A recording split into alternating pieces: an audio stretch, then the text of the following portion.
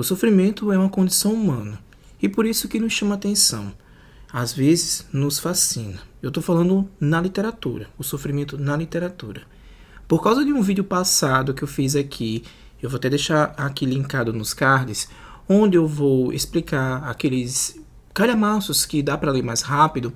Eu falei, expliquei um pouco sobre isso, né? Até citei, melhor dizendo, sobre isso, sobre esse tema, que eu percebi ao longo desse tempo que o sofrimento me atrai.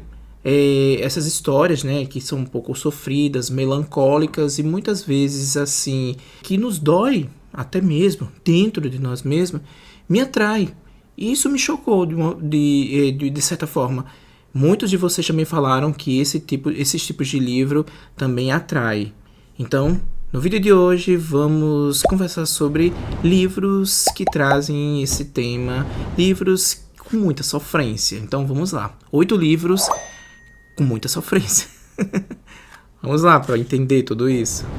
Como eu falei na introdução, eu vou trazer aqui alguns livros com muita sofrência. Eu digo muita sofrência, às vezes até pesada demais pra gente ler de uma vez. A gente tem que respirar um pouquinho, porque o negócio tá muito pesado. E eu vou começar com Oliver Twist, porque, gente, eu acho que Dickens é o mestre, sério, eu acho que Dickens é o mestre da sofrência. Eu digo isso, mestre da sofrência, porque eu acho que você aí, que já leu David Copperfield, vai observar, de certa forma, muito claro isso, né? E algo muito claro, porque o David Copperfield não para de sofrer.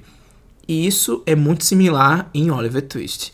O Oliver Twist, ele também sofre muito. E a gente até se pergunta se esse personagem tem alguma vez sorte na vida. Porque o menino só sofre desde que nasceu.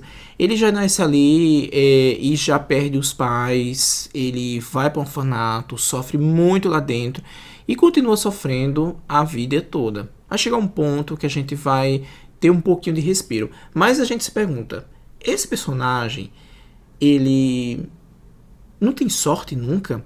E foi isso que me moveu, né? Que me deu combustível para terminar esse livro. O livro é maravilhoso. Eu acho que, na minha visão, que o Dickens, ele traz esses pontos, né, esses assuntos, esses temas, porque são temas muito ligados a pessoas, ao proletariado, sobretudo ali no início da Revolução Industrial, Londres, as pessoas trabalhavam em fábrica, a gente vê aqui também neste romance, o Oliver Twist, aquele trabalho nas fábricas, coisas insalubres, cansativo, então a gente vê um pouco disso. Eu acho que o Dickens, talvez, né, esse é o meu pensamento, ele queria expor um pouco dessa problemática que há naquele momento, né? Que tinha naquele momento. Não que hoje não tenha, né? Hoje tem bastante ainda. Mas enfim, Heracles de Eurípides. Heracles é o mesmo Hércules, tá? É porque aqui o Hércules é um nome latino. Heracles é a mesma coisa, tá? Enfim, Eurípides, isso aqui foi minha primeira tragédia grega, né, que eu li e me surpreendi bastante, mas caramba, que sofrimento. O Hércules sai, né, em suas aventuras, naquelas 12 trabalhos que ele tem que fazer lá, faz aquele trabalho, mas quando volta, ele vê que é tomado, né, o posto dele ali. E aí ele se revolta, acontece um negócio extremamente doloroso aqui, que ele vai fazer uma loucura, parece que alguma deusa ali, naquele momento, enfeitiçou o Hércules, ou colocou alguma coisa de Hércules, que para se vingar, essa deusa, né, não vou contar as circunstâncias, mas tem vídeo aqui no canal que eu explico bem direitinho, vou deixar aqui nos cards, essa deusa meio que enfeitiça o Hércules, e o Hércules enlouquece lá e comete um monte de barbárie. E, gente, quanto sofrimento. E eu gostei bastante, me surpreendi com a escrita desse livro, a história. Eu não sabia, de fato, os detalhes da história de Hércules, então eu super recomendo. A Morte de Van Leech, ou Sofrência. Não é porque o livro é difícil e nem chato, gente. É um livro maravilhoso. Inclusive, eu acho que considero até um dos meus favoritos, ou se não, o favorito do Tolstói. Gosto bastante. Mas aqui a gente vai se deparar com um homem em seus momentos finais, né? A morte de Van Leech, o curso da morte dele, tudo e todas as circunstâncias e todo o que desencadeou depois disso, né? aquela questão da soberba, a questão dos olhos para o posto onde o Ivan Ilitch trabalhava. As pessoas não queriam saber dele. Morreu, já foi. Mas a gente observa aqui o sofrimento da família do Ivan Ilitch. A própria esposa, né, do Ivan Ilitch preocupada com alguma outra coisa, com a pensão que teria que receber. Claro, também tem alguma soberba aí. Mas a pensão que ela iria receber, porque como ela iria sobreviver, né? Enfim, a gente vê tudo isso e o Ivan Ilitch, nos tempos finais dele ali, ele observa tudo isso e há muita reflexão. É maravilhoso. Então, mais um livro aí bacana. Na Colônia Penal, do Kafka, porque sempre tem que ter Kafka, né, gente? Eu gostei bastante desse livro, mas é um livro que, de certa forma, nos traz tristeza, porque a gente vê as injustiças aqui, né? É um livro que a gente também pode trazer para os dias atuais, e essa questão do julgamento, dessa forma do julgamento tem que ser bem revisada, bem pontuada, para que não ocorra aí injustiças, né? Porque só o que tem aí nesse mundo são injustiças. E aqui a gente vai observar um protagonista que foi condenado, e ele vai ser condenado, e a condenação o que tem aqui é um negócio muito cruel, sendo que ele não sabe o motivo da condenação e não sabe qual foi a pena. Então, gente, sério, a gente vai acompanhar toda essa história, vamos entrar aí nesse caminho desse personagem, e assim, eu me senti extremamente angustiado com essa história.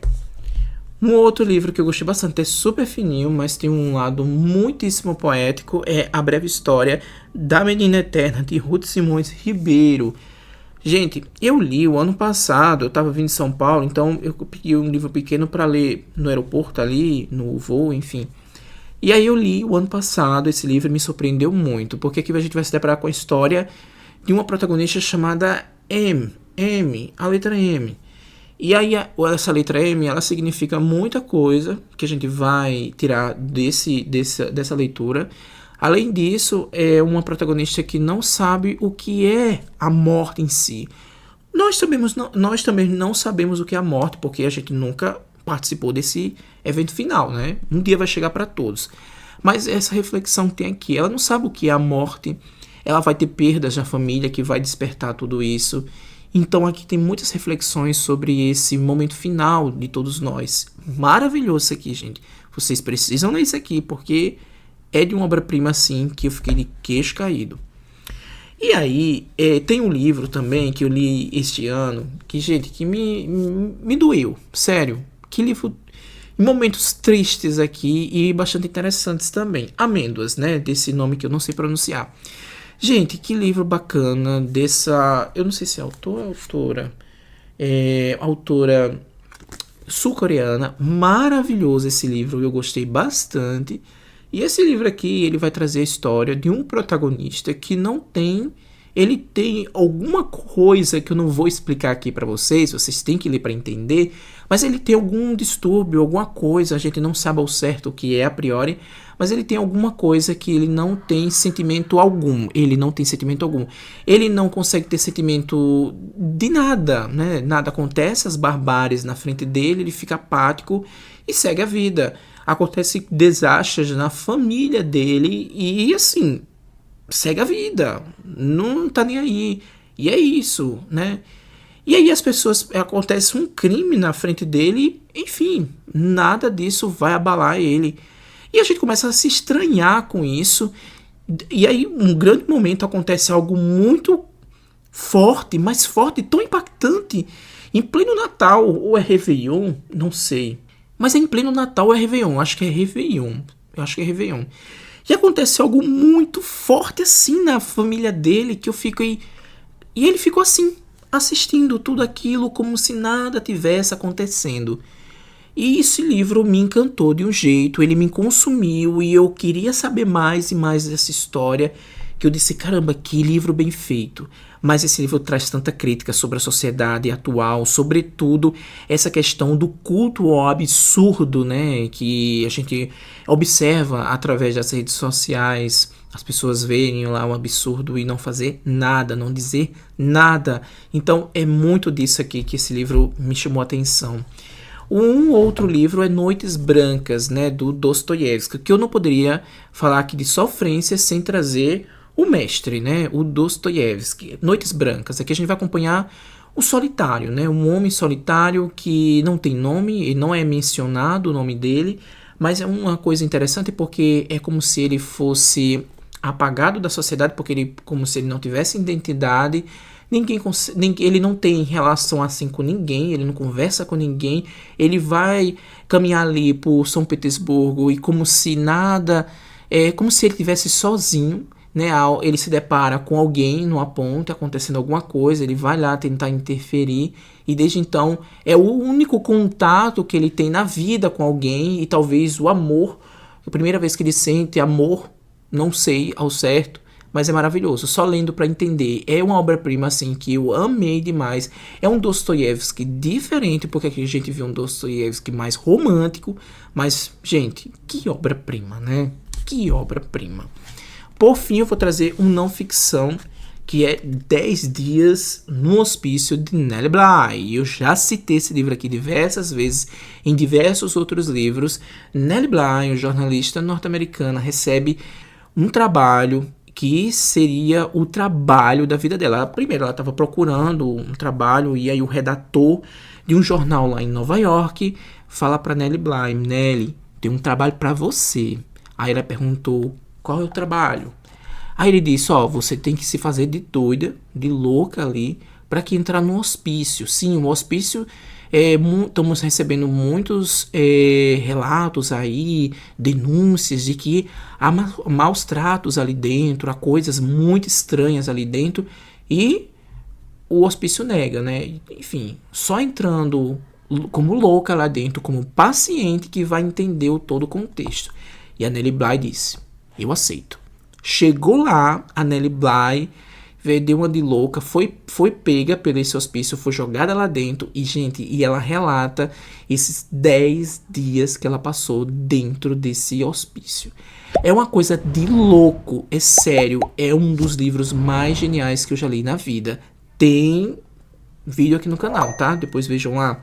Maravilhoso. E assim, você fica muito angustiado, é bastante sofrência, muito sofrimento, e é isso. O vídeo de hoje vocês viram aí sofrência no mundo da literatura. E eu digo a vocês, sofrência, porque essas histórias aqui, olha, são sofridas, mexe conosco. Enfim, se gostou, dá aquele like. Se não tá inscrito no canal, se inscreve. Gente, se inscreve. O que é que você tá fazendo aí? Até a próxima. Tchau.